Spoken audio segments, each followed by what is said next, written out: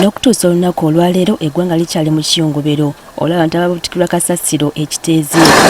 Olw'embeera eno n'abatwala ekibuga Kampala kibatwalidde ebbanga okunoonya ekifo ekirala kasasiro wayinza okugira ng'ayiibwa nga bwe balinde ekifo eky'olubeerera.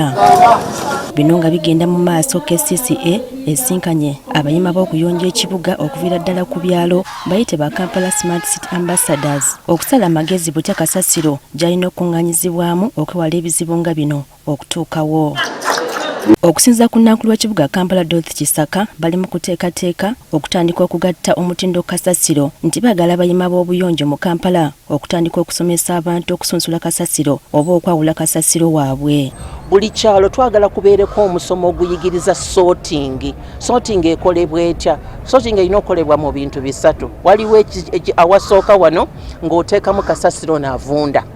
Awokubiri ng'oteekamu kasasiro wa plastic, eccupa buno obuveeraveera n'obiteeka wamu. Awokusatu wano wabeera ziglaasi zino ezimenyese amasimu agakaddiwe. Agamba nti kino kyakwongera okuyamba bagenda okutandika okutwala kasasiro ono okumanya kasasiro ki gwe batwala n'okuyambako obutasaasaanya ssente mu mulimu nga guno okusobola okukolebwa awaka awava kasasiro. Kwegamba oli bw'aba nti ajja okusolooza kasasiro bano abajja n'ebimotoka byaffe bya KCCA atwala ebyamanyuwa atwala byamanyuwa ne bwabiteeka ku motoka emu amanya nti bino byamanyuwa bino byakaveera kubanga ki tugenda mu second generation of managing solid waste eva ekyusa kasasiro ono n'avaamu omugaso. Baabayima betwogeddeko nabo bagamba nti wakyasaanawo amaanyi okusomesa abantu ku mugaso gw'okusunsula kasasiro kuba basanze obuzibu okumatiza abantu abalala bonna ku butale basobola okukuuma mu Kampala nga muyonjo. Tufune emisomo egy'enjawulo ku nsonga eyo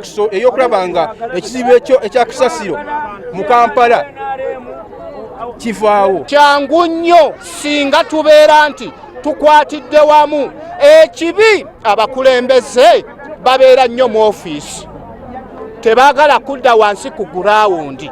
Bagamba nti ebbanga lye bamaze nga bakola okuva lwe baalondebwa mu gw'omukaga gw'omwaka guno basanze obuzibu n'abantu abakuŋŋaanya kasasiro n'abakulu mu KCCA bwe basawa amateeka okukuuma obuyonjo ku byalo byabwe ng'ate bo bagaziimuula. Mbadde njaga eteekawo enforcement efacilitatinge ba-ambasada babeerenga nga balina powers banga buli ambasada wajjanga okukola ate abasekanso bano bennyini abali mu taxi revenue bo tebatulabawo.